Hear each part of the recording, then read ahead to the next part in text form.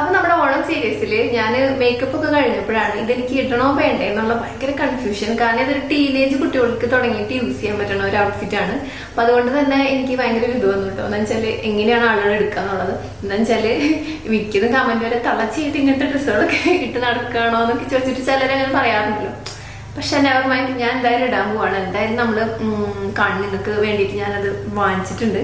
അപ്പോൾ എന്തായാലും ഇട്ട് നോക്കാം നമുക്ക് എങ്ങനെയുണ്ടെന്ന്. അപ്പോൾ ഇത് ടീനേജ് കുട്ടികൾക്ക് തുടങ്ങിയിട്ട് നല്ല യൂസ്ഫുൾ ആയിരിക്കും. പിന്നെ നമുക്ക് ഇങ്ങനത്തെ ഡ്രസ്സുകൾ ഇടാൻ താല്പര്യമുള്ളവർക്ക് എല്ലാവർക്കും ഇടാട്ടെ, ഏത് ഏജ് ആണെങ്കിലും നോ പ്രോബ്ലം.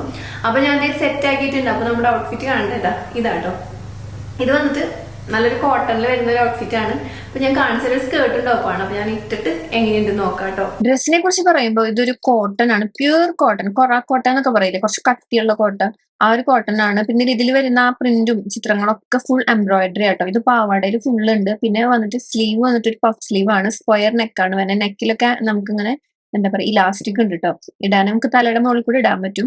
പിന്നെ ഞാൻ എടുത്തിരിക്കുന്നത് ഇതില് എം സൈസ് ആയിരുന്നിട്ട് ഞാൻ ചെറുതാക്കി ഇതാട്ടോ. ഇതിൽ വന്നിട്ട് എം തുടങ്ങിയിട്ട് XXL വരെ സൈസ് ഉണ്ട്. കുട്ടികൾക്കൊക്കെ നല്ല ഭംഗി ഉണ്ടാവും. നല്ല സ്ലിം ആയിട്ടുള്ള കുട്ടികളാണെങ്കിൽ നല്ല ഭംഗിയിൽ നിൽക്കും, നല്ല വിടർന്ന് നല്ല രസം അവരെ കാണാനായിട്ട്. പിന്നെ നമുക്ക് അരവണ്ണം തടിയുള്ളവർക്കാണെങ്കിൽ ബ്ലൗസ് ഇങ്ങനെ കൈ പൊന്തിക്കുമ്പോൾ വയറ് കാണും. അല്ലാത്തവർക്ക് നോ പ്രോബ്ലം, കുഴപ്പമില്ല കേട്ടോ. ഡീറ്റെയിൽസ് എന്ന് പറഞ്ഞു കഴിഞ്ഞാൽ മീഷോന്നാണ് മേടിച്ചത്. ഞാൻ ഡീറ്റെയിൽസ് ഇൻസ്റ്റഗ്രാമിൽ കൊടുക്കാൻ. ബൈ.